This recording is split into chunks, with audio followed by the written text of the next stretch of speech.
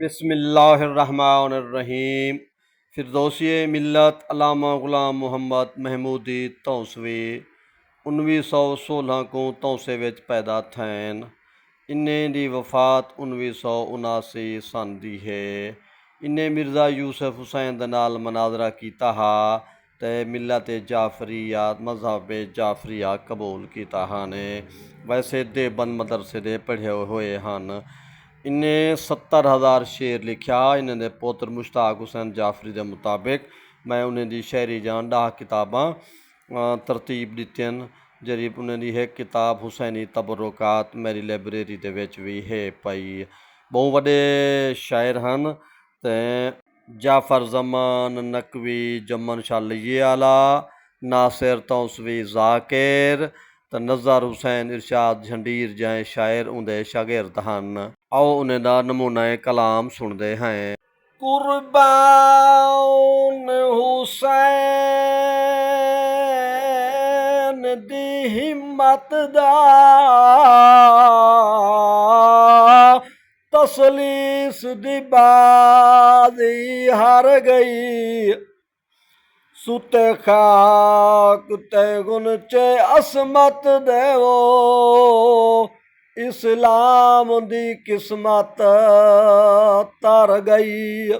हम शेर शहीदुल आज़म दी तुने विच परदेस दे मर गई। इस्लाम को जिंदा वीर किते ए वीर को जिंदा कर गए। यासीन दिया बंद तफसीरा को जदा शामी घन आए शामे बेशर्म दमिश्क दे वसदे आ गए। जोड़ के बलवा उतू पत्थरा दी बरसात लथी या दहर दा बदल निजाम फेस जिगारी आखी तू लोड़ जुलिया रुना खून गयूर इमाम ओ शाम दी शाम आई कोलो नगरी शाम दी हल गए। आमद दीन दी मलका दी अगू गलियां खलकत मल गए। आई के जीरात रियाया दे ते सलाम झले दे ढल गए। आंदा रत दे नीरी मलहरोए चढ़ जुल्म वाले ओ छल गए।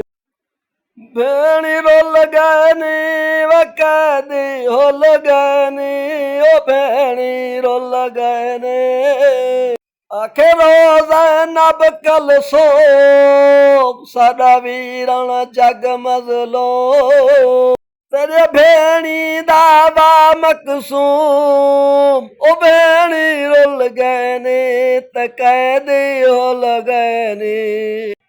घन वीरण शाम दे हाल किते उम्मत जुल्म कमाल साडे हन खुले होए वाल भेणी रोल गैनी ते कैदी होल गैनी।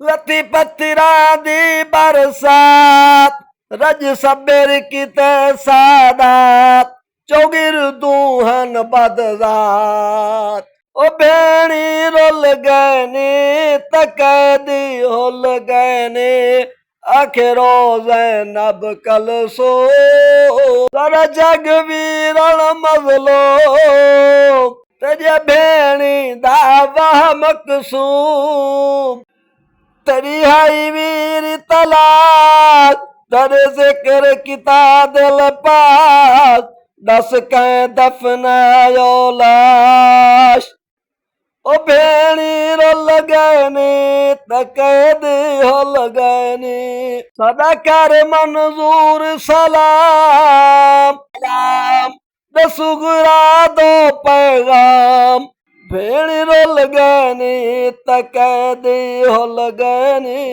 आखिरो ज़ैनब कलसूम सदा वीरण जग मज़लूम